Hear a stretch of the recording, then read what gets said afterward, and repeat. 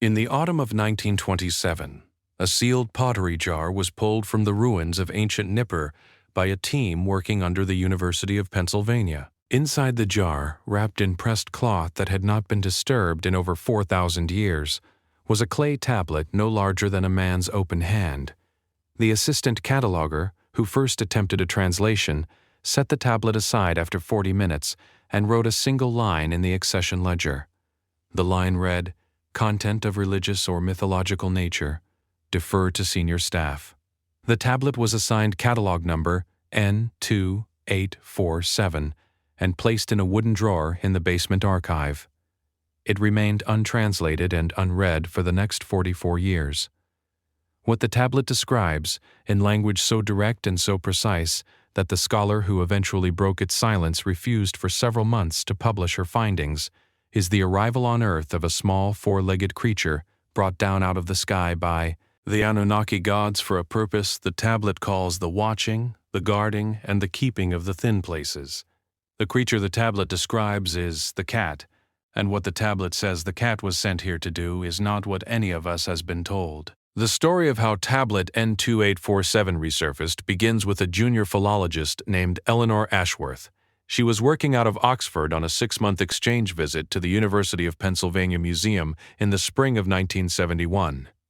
Museum staff had assigned her the task of cataloging what they called the residue drawer, roughly 200 minor tablets and seal impressions pulled from the Nippur expeditions of the 1920s that had never been formally examined.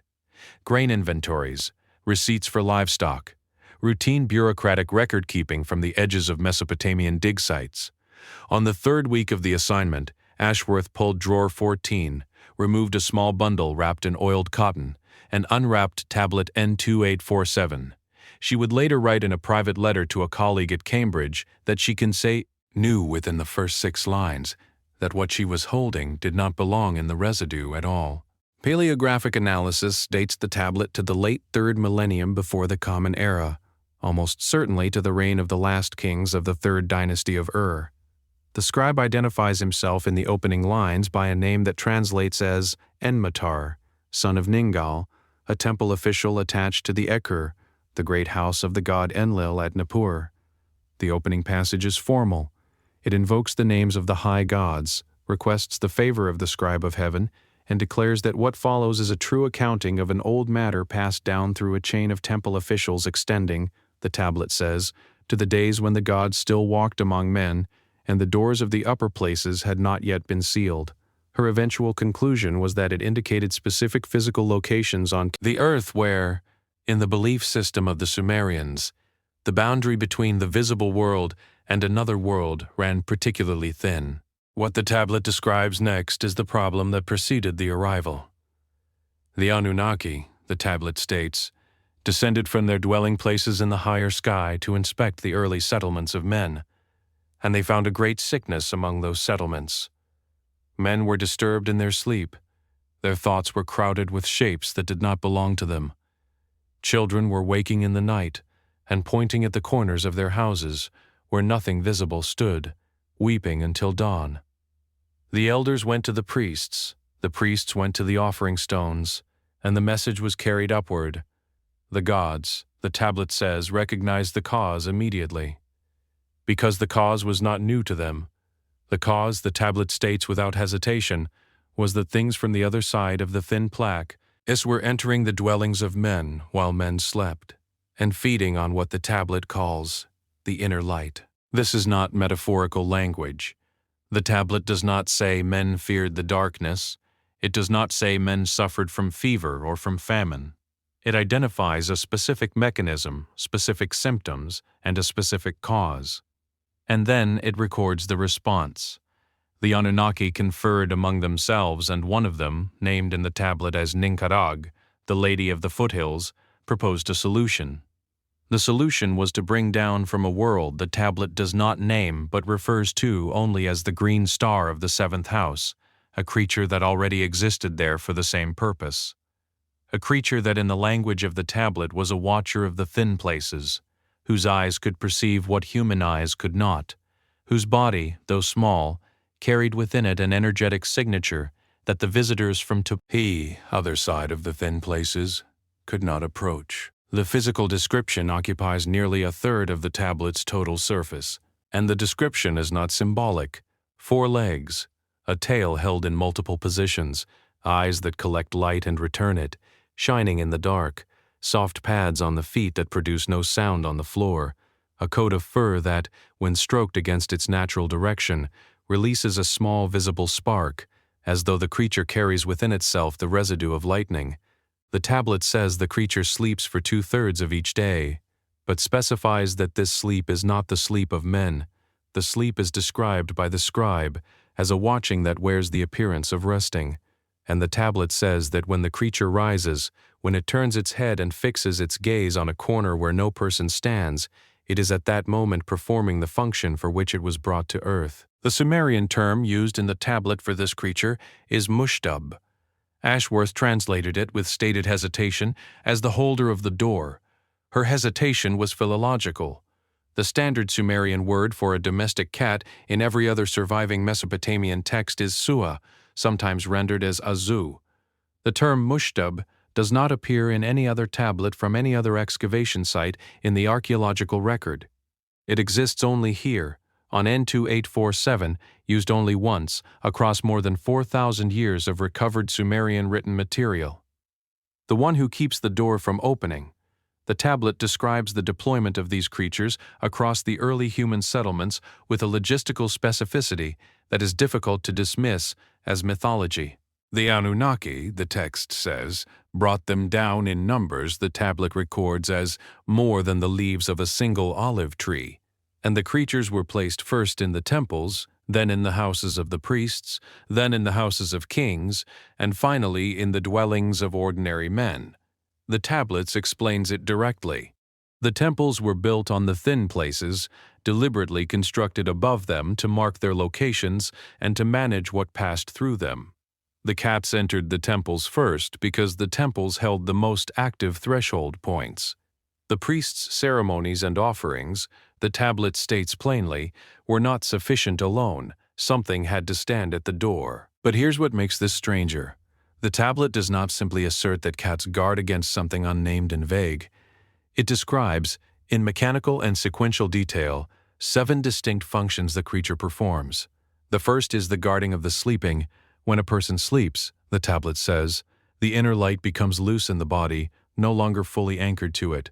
The cat placed near the sleeper, curled against the body, or positioned at the foot of the sleeping surface, anchors the inner light and prevents it from being drawn outward. The second function is the watching of the doorway. Every dwelling has a doorway, and the tablet classifies every doorway as a minor thin place, a point of transition. The cat watches the doorway, the tablet says because something has to. The third function is the testing of new things.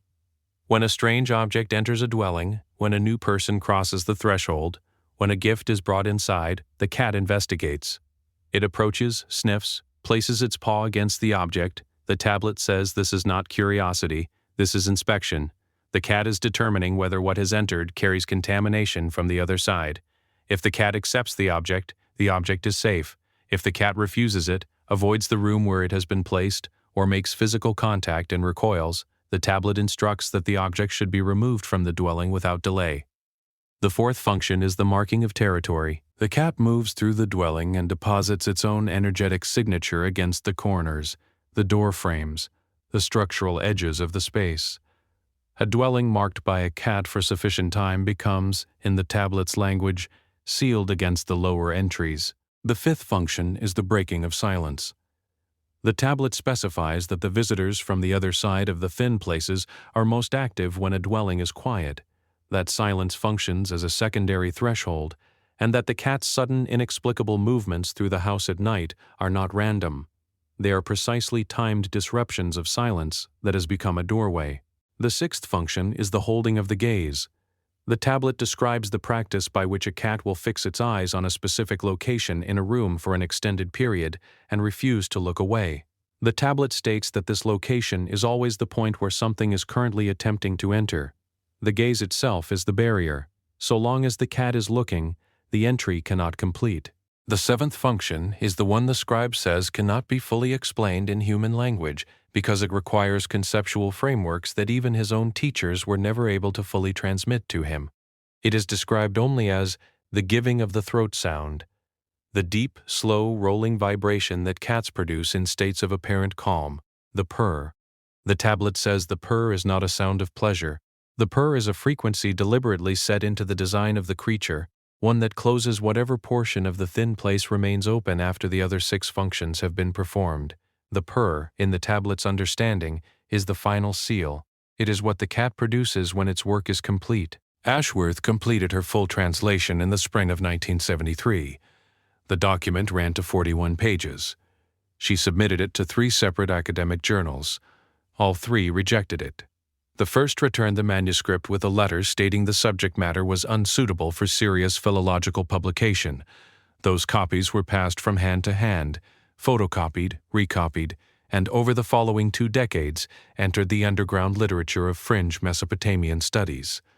That is where they remain. In 1981, tablet N2847 was quietly transferred from the open archive of the Penn Museum to a restricted storage facility in the museum's lower basement. Access requires written approval from the curator of the Near Eastern collection. Researchers who have applied for access over the past 4 decades report that approval is almost never granted. No explanation is provided for the restriction. The tablet is not described in the museum's publicly accessible catalog with any detail that would indicate its content. Ashworth died in 2007. Her translation was never published by a major academic press. The mimeographed copies continue to circulate. What the Egyptian record adds to this account is not incidental. The Egyptians, who followed the Sumerians by roughly 1,000 years, treated the cat with a degree of institutional reverence that no other ancient civilization has matched. The goddess Bastet, depicted with a cat's head and a woman's body, was the guardian of the household, the protector of children, the keeper of domestic thresholds against the entry of harmful forces. The Egyptians mummified cats. They buried them in dedicated necropolises. They mourned the death of a household cat by shaving their eyebrows, the same gesture of grief applied to human family members. The penalty in dynastic Egypt for killing a cat, even by accident, was death. None of this is explicable if the cat was a useful animal kept primarily for a cob. Control of vermin. It is entirely consistent with a civilization that had inherited from the Sumerians a formal institutional understanding of what the cat had originally been placed here to do. By the time Roman civilization rose, the memory had already begun to fade. The Romans kept cats, but did not revere them. By the early medieval period in Europe, the cat had been officially reclassified by religious authorities as an animal associated with malevolent forces. The behaviors the Sumerian tablet describes as the cat's guarding functions, the staring at empty locations, the movement through dark rooms, the watching of doorways, were reinterpreted by medieval church doctrine as evidence that the cat was aligned with the very things it had been sent to guard against. The European population, under official encouragement, began killing cats in large numbers. If the tablet is to be credited even provisionally, those centuries represent the period during which the dwellings of Europe were left unsealed.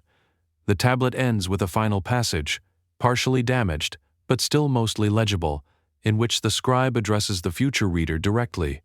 He says the writing of this tablet has been done because the knowledge it contains is in danger of being lost.